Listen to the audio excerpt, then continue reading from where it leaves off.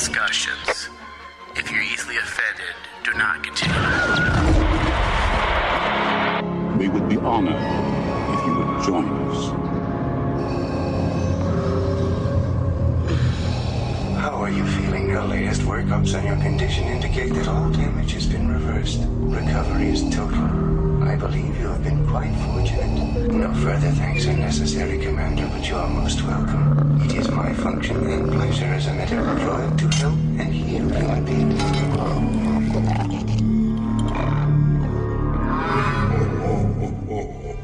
I am a Jedi, like my father before me.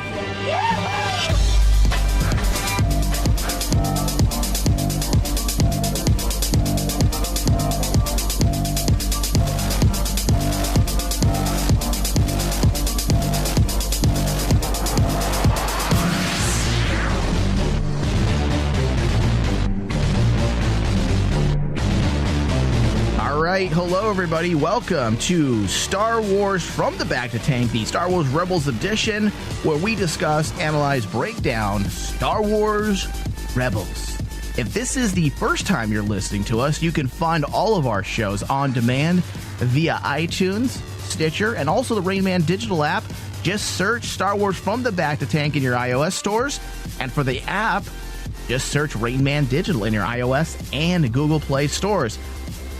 Hello, David. How you doing? Hello. Doing okay. All right. Do you sound what? Are you unsure? Everything's fine now. Everything's good. Everything's good. Negative. Situation normal. How are you? All right. So we have a lot to discuss with this episode. If you have missed our first discussion dealing with this story, yes, it wasn't officially a part 1 and part 2, but it probably should have been. We did discuss and break down the occupation, so go back, scroll back, stop now. Listen to our discussion on the occupation because it's definitely a two-parter type of deal here.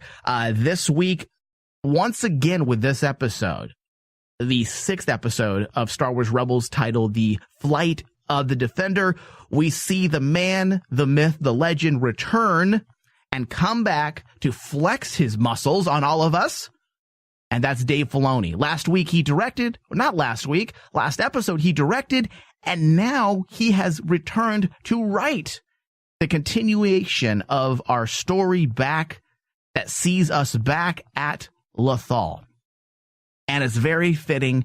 It was a great decision because when Dave Filoni comes in, this guy walks in like a skinny white guy in a prison. He just walks in and knocks out the biggest motherfucker first.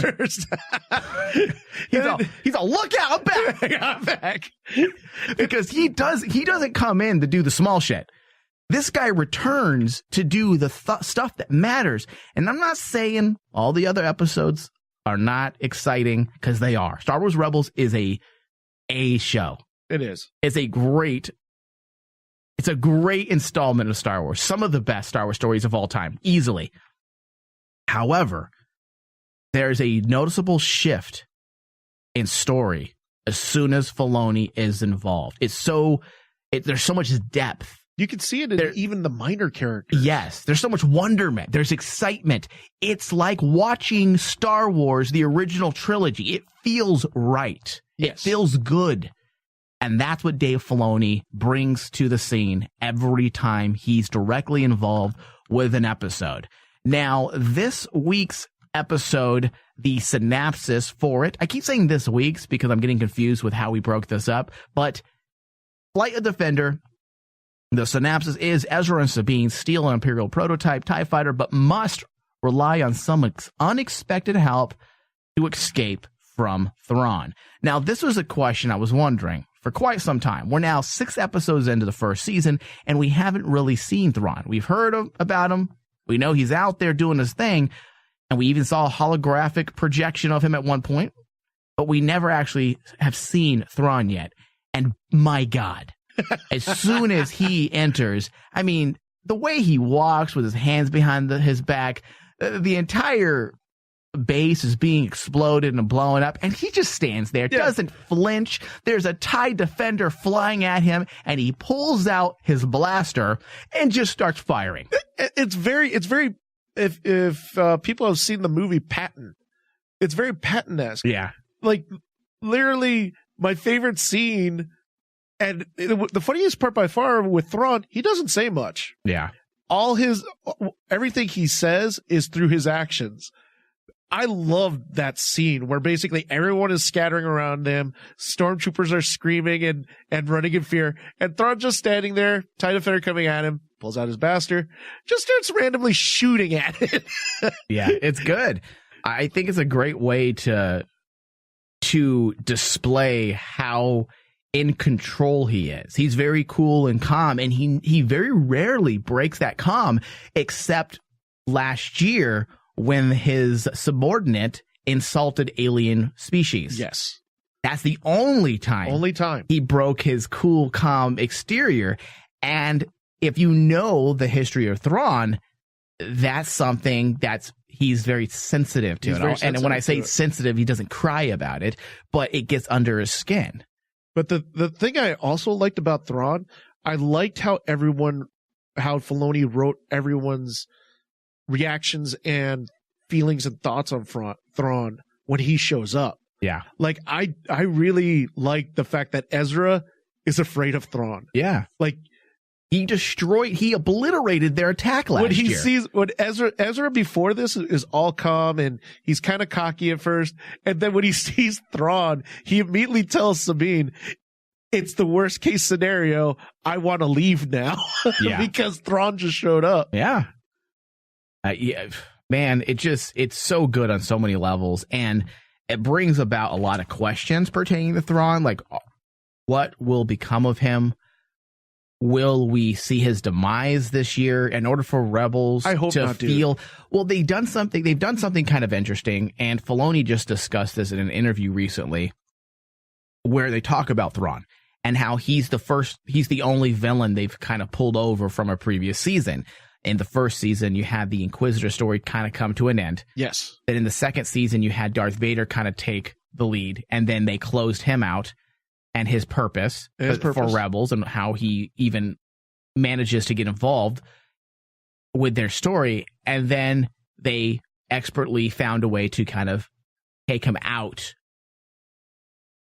Then, third season, we're reintroduced to a character that was retconned, a beloved character, a beloved villain, Thrawn.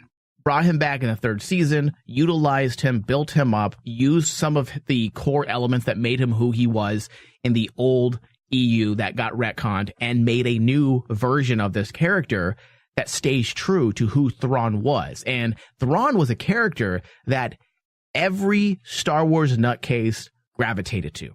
Yes. And to see what they've done with him for the past year and now bleeding back into the fourth season, it's just been such a win for Star Wars fans to see this character have his due on screen. Now, live action would be even better, but we'll be patient. There's plenty of Star Wars stories to tell to see that. However, what they're doing with the Rebels, it's been so great to see him utilized. But this brings up the question, Dave. What's going to happen to Thrawn? Because they tied him so intricately now into the plot of Star Wars Rebels, into the very core of the Rebel story. He has been created almost now, I should say, let me backtrack on those words. He's been formed into not the big bad of the season, not a villain, but something very different. He has been formed into the arch nemesis of the Rebels crew. Of the Rebels crew, yeah. That's a very different literary writing device. The arch nemesis, there's certain rules that go with that. And in order for the Rebels to have a satisfying ending, the arch nemesis has to be defeated. This isn't a villain like Darth Vader, where you can find a convenient way to tuck him away. He has to fail miserably, either through death or through his standing amongst the Empire. Yeah, because like Thrawn is so good at this point, and they've written him to be such a strong character. Now everyone's starting to question, okay, Thrawn's this badass general of the Empire. where the hell is he Right. throughout everything? Exactly. And You mean to tell me that he's not at the Battle of Endor when the most important piece of the Empire needs to be protected? They don't call Thrawn. exactly. So his standing, his prowess amongst the Imperials, it has to be diminished. And I don't know how that's going to work for his character. Is he going to be defeated through death? Oh man, this goes back to like saying I really do not like This is the horrible killing characters. Yeah, I hate killing Yeah. characters, especially Star Wars characters you like. This is the hard thing about these ongoing stories is you're constantly, yay, they're introduced. Oh shit, are they gonna die? like Darth Vader. I thought it was a genius way of writing him out. Oh yeah, He fought Ahsoka, it makes sense. and both of them were damaged in the end. Right. So Vader's got to go heal. Okay, that makes sense. Yeah. Maul, perfect way of ending because he has to actually die by his own ego and by the hands of Obi-Wan Kenobi. It's his destiny. Yeah. Thrawn, it's like, oh man, I don't know what his destiny is because like you know that basically he's a villain, but he's the type of villain that you basically go, in a lot of ways, you like go, if he were to actually be smart, he could overthrow the Empire himself. Yeah. I know in the Thrawn book, they give him these types of motivations that are actually pretty damn interesting and very enlightening. And the thing is, but in the book, they pose him as a figure that the Emperor himself holds very highly. Yeah. And I'm like going, okay, if the Emperor holds Thrawn really highly in the book, what happens to him then?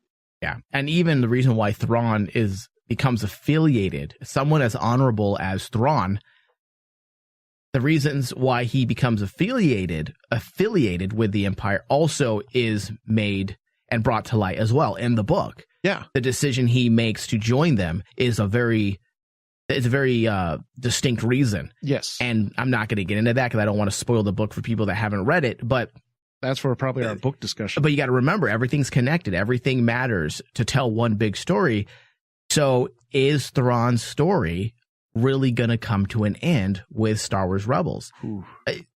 You know what? We will wait. I'm not going to speculate because we're way too early right now. We're only 6 episodes in. This is the first time we actually seen Thrawn this season for real. So I'm going to wait to speculate. However, that is a question that we're going to put a pin in and go back to it as we move through this season. The one thing I wanted to ask you about this episode is, okay, tying to Thrawn and the episode, do you actually feel that the TIE Defender, the thing that basically everyone focused in on this, which is that prototype Defender, is that worthy of Thrawn's attention though? Because it's a great fighter, but I don't think it's just that. I think there's more to the reason why he's there. There's more reasons as to what he's doing. So there's a lot going on that we don't know yet. It was very, for me, it felt, if it brought up the question is kind of like, okay, this TIE Defender, I understand it's important, but this theme's almost below Thrawn. But also you got to remember, I don't think it's just this TIE Defender that he may be overseeing. He's also on Lothal for a reason. Lothal is where this band, Lothal is the reason, is where the Phoenix Squadron made their biggest mark. It's where Ezra's from. It's where all of this started happening. And he has been given the task to go after the Phoenix Squadron. Now things have changed. The Phoenix Squadron has merged with the bigger Rebel Alliance, but he's still overseeing Lothal because I think his end game, his task is to capture those rebels. So for him to be on Lothal or close by, I think that makes sense to what we've seen so far. I think one of the most interesting takeaways when it comes to development of Thrawn, and to even double down on what I just said about his task is the Phoenix Squadron, look how well he knows the rebels. The fact that he's standing there watching, okay, as everything unfolds in front of him. He doesn't budge. He's just watching, which is what wise people do, right? They watch before they act. They observe before they take action. He's watching how everything's happening. When Ezra's fighting and he flies and flops down, all he does is say, interesting. Yeah, that was one of the funniest things. I laughed out loud, man. I don't do that during Star Wars Rebels, very hardly ever. And the fact that I rewound it and laughed out loud because it's just, interesting. It's so dismissive, but also he's observing, he's learning.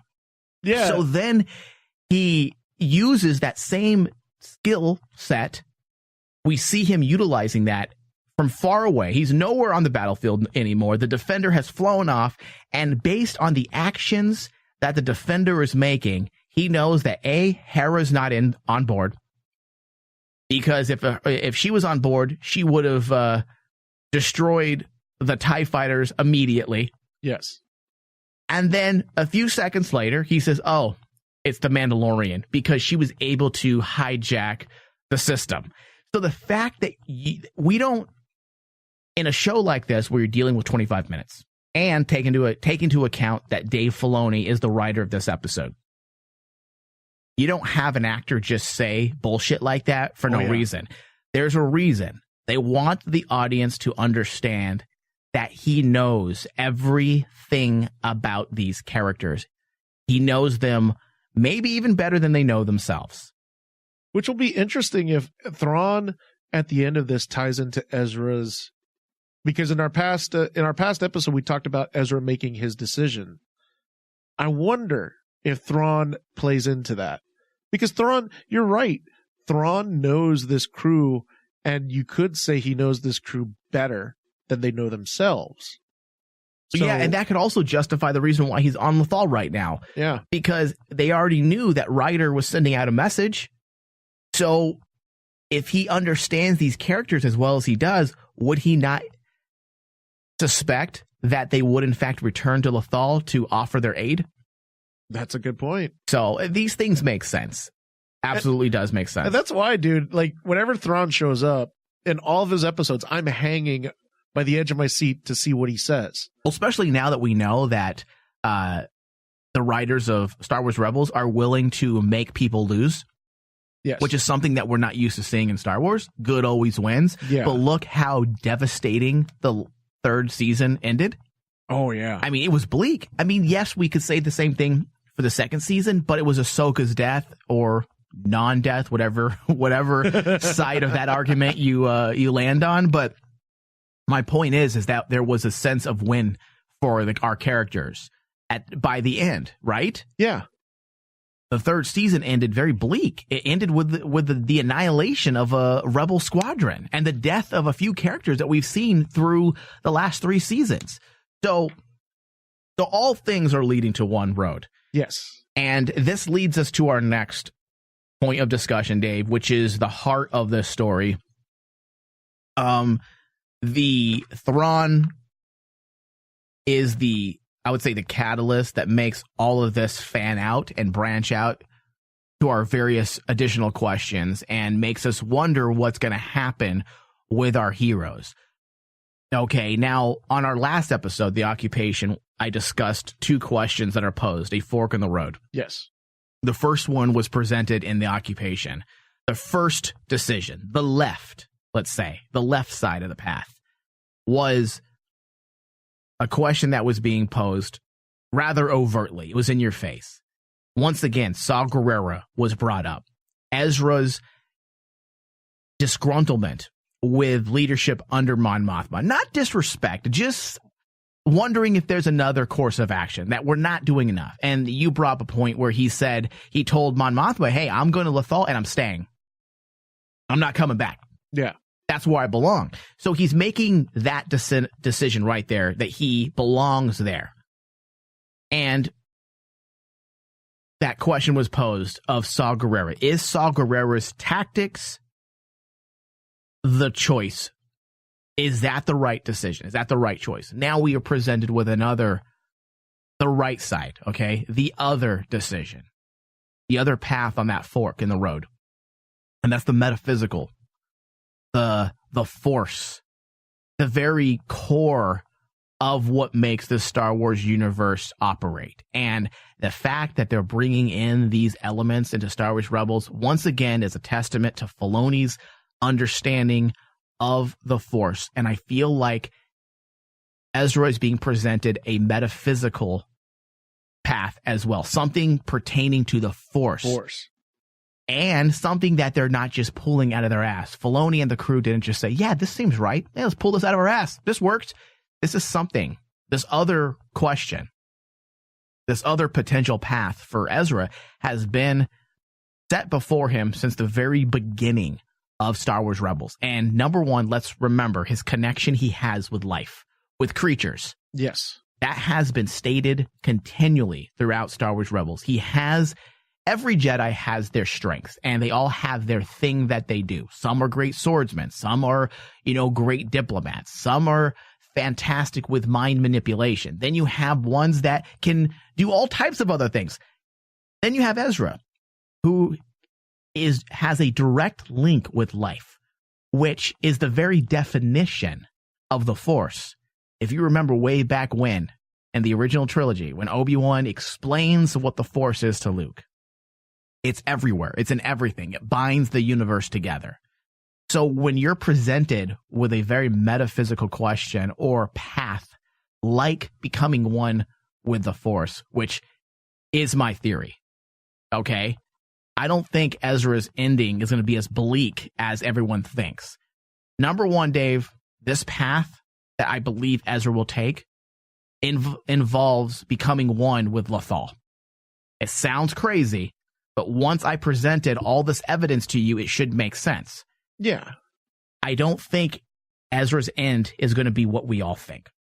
I think in order to win and be tucked away, you're going to see a Jedi make a decision to become one with Lothal. How that's going to happen, I don't know. But we already know he has that deep connection with life forms, right? With creatures. Yes, because he could talk to the cats and the Lothal cats. Right. Little cats. And also the dark side creature when they fought the Inquisitor. It goes and past the whales. And the whales, exactly. The gigantic whales. So it goes past, it's not just Lothal, but because Lothal is his heart, it's his home, his destiny, his path leads back to Lothal and his deep connection he has with that planet, as we saw this week. The fact that a Lothal wolf that was thought to be extinct for 100 years appeared to him and him alone, whether it be some type of force spirit or an actual wolf, that once again, we have to remember, all life is connected to the Force.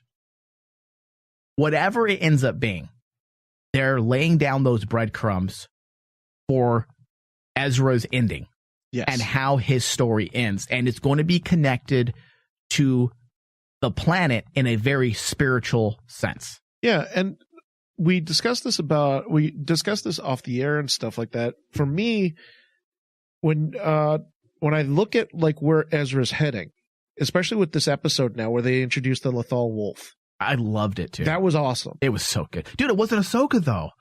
It wasn't yeah. Remember, too bad. Remember that fan theory? That fan theory that I believe the white wolf is Ahsoka. Why? I don't know. Because it has a similar head shape. Really? The worst fan theory ever. That's the worst fan theory ever. No, there's been worse. No, that was a bad one too. But like, we've seen this before. And watch it be Ahsoka now. I would facepalm so badly.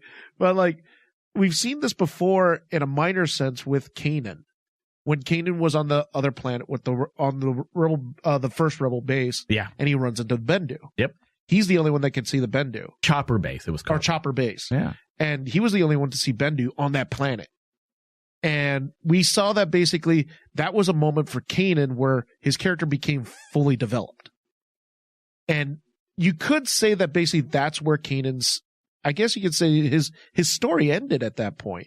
Because where do you take Kanan from there? It did feel like he hit the wall. I don't want to say he hit a wall, like there's no more room for growth, but I think his path as a Jedi definitely ended there. Like it felt like the only thing left is to make sure Ezra ends up on the right path. On the right path. And that, I had the similar sense, and we're when you brought it up, when you bring up this idea that he'll become part of the planet for Lothal because that's his heart. Yeah. That for me would actually fit where they're going, because we saw it with Kanan in a minor sense. Mm-hmm. For Ezra, it has to be grander. It has to be more metaphysical. It has to be more spiritual. And I think the idea that he somehow taps into the planet that he's in the first episode, the episode before this, in the occupation, he sees that Lothal is dying. Well, and let's not forget his vision. So he is connected emotionally and spiritually to that planet. So it would make sense that basically in some way he has to cause some kind of healing for Lothal. The planet itself. Not just the people, but the planet. Yeah. And you know what, if they were to do something like this, and again, I'm going to go ahead and stick to my guns and say, yes, this is indeed what they're doing.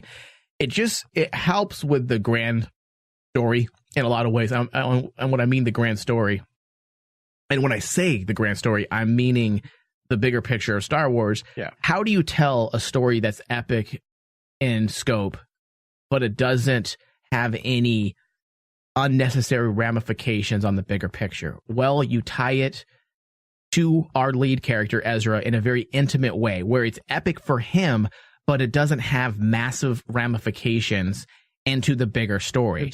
You tie it back into Lothal. The story has always been about Lothal. It's always been about Ezra's destiny.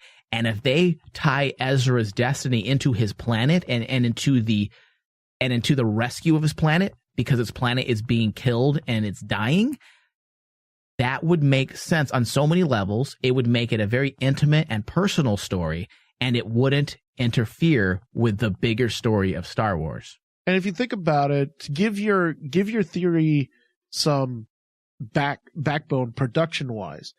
If you look at Filoni's writing, especially since Clone Wars, when he touches on the Force, when he does what I call Filoni's Force stories, he always goes for like these really metaphysical stories. The three Force users, the father, the son, and the sister. Yeah, you're right. And also the Force planet that Anakin and Obi-Wan and Ahsoka go to. That planet was made out of Force energy.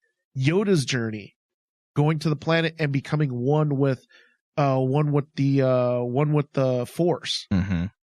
Very metaphysical, very grand, about basically extending your life essence into something that maybe you don't believe is alive, but it is. Yeah. So I think the more I think about it, I think I like your idea. I like your theory.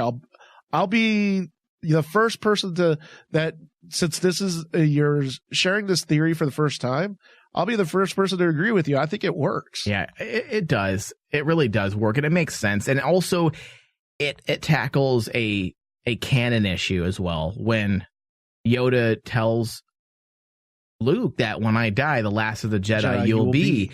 And instead of splitting hairs and saying, well, Ezra's not really a Jedi, he didn't go through the Jedi training. Well, Kanan's not really a Jedi because he never finished and he was a Padawan when his master died.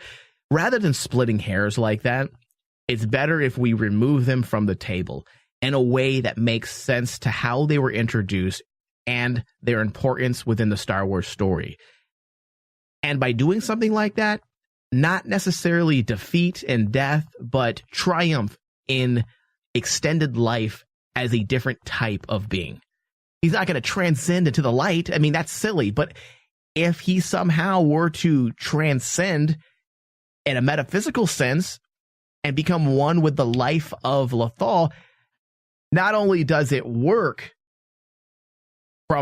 based on what we know of Star Wars mysticism that is in fact canon, but it also gives Ezra his due. Yes. By him finally allowing to save his planet, and at the same time conveniently tucks him away permanently to where it makes sense and doesn't disrupt what we know of Star Wars canon as of now. Now here's the question I have for you though.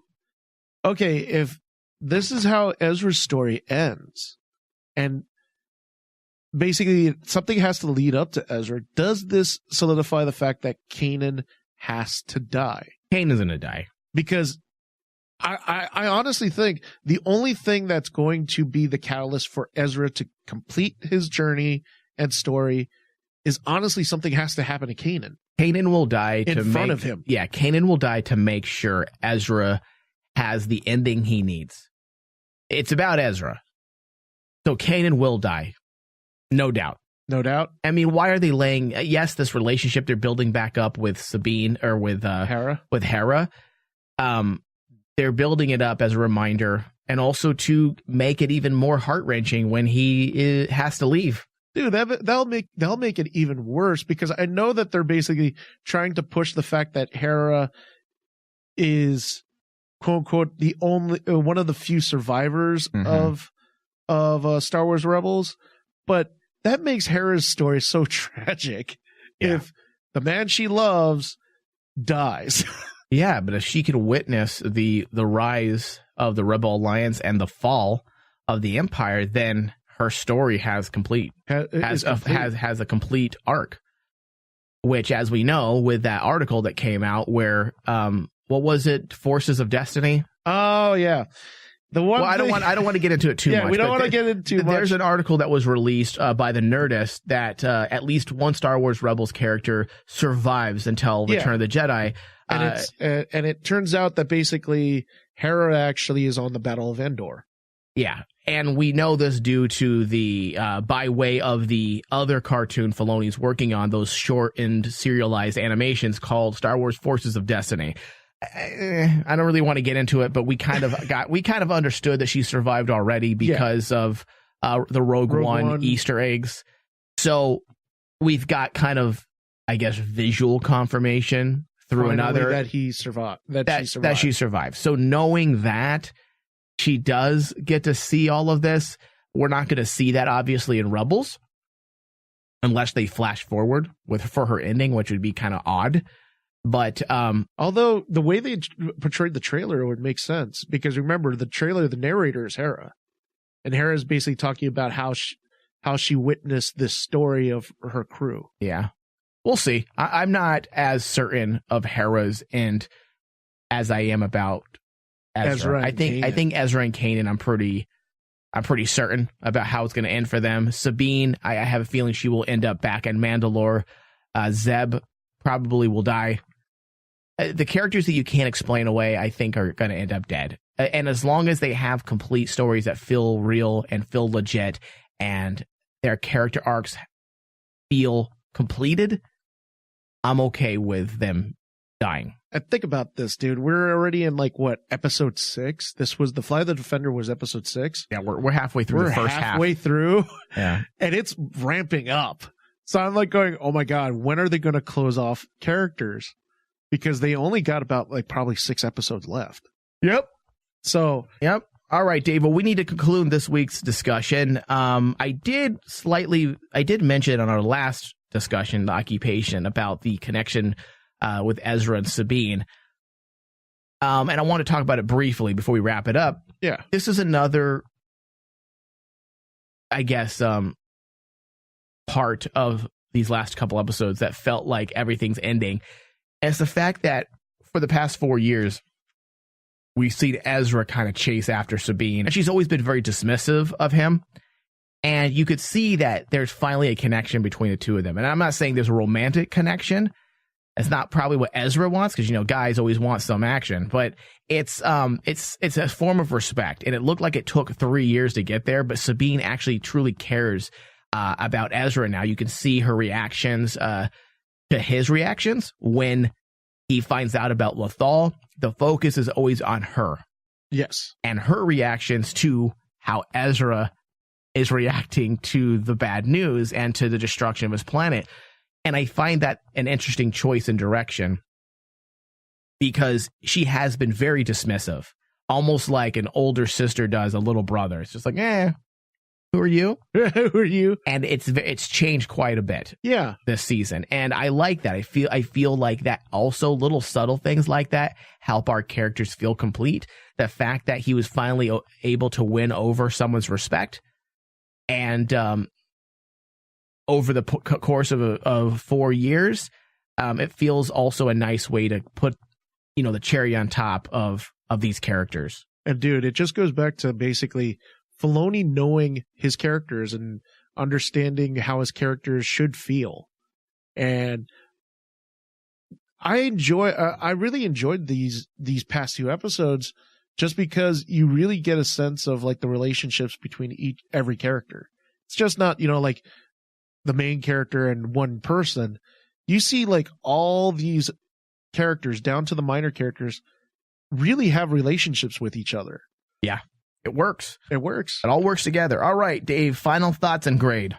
Final thoughts and grade on this one. This one was really good. I mean, again, it's an A for me for Filoni. He has not let me down yet. So, like, knock on wood. He hasn't landoed you yet. He hasn't landoed me.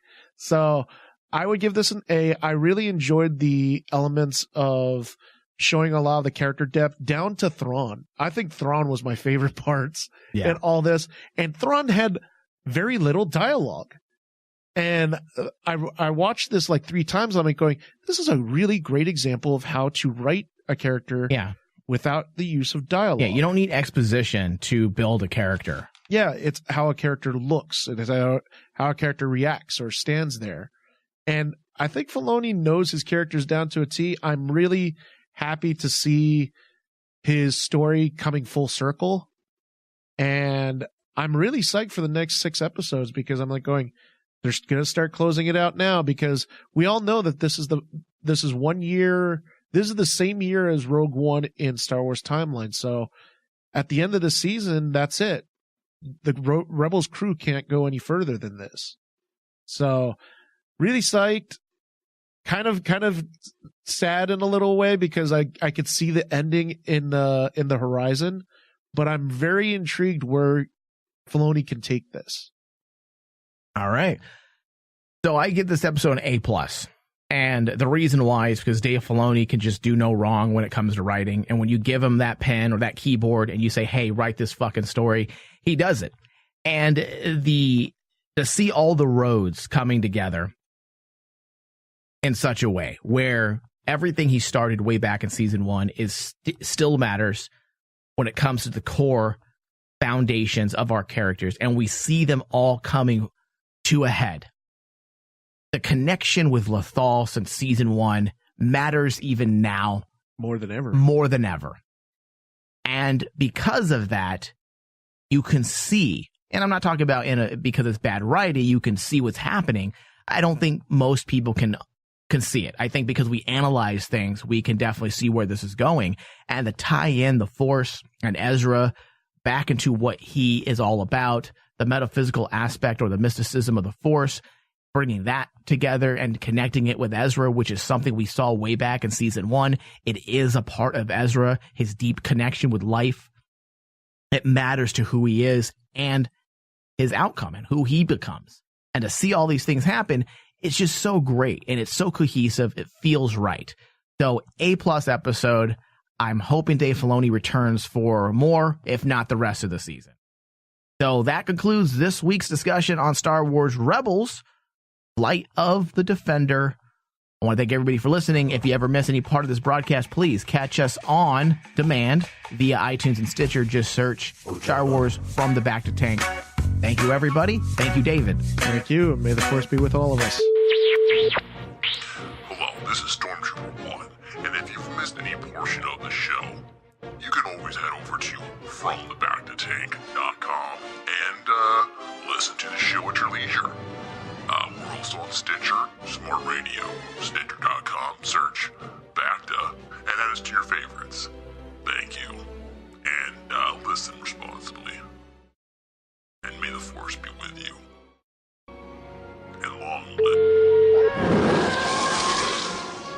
Thank you for listening to From the Bacta Tank. And From the Bacta Tank is executive produced by Michael Flores and Dustin Lucas.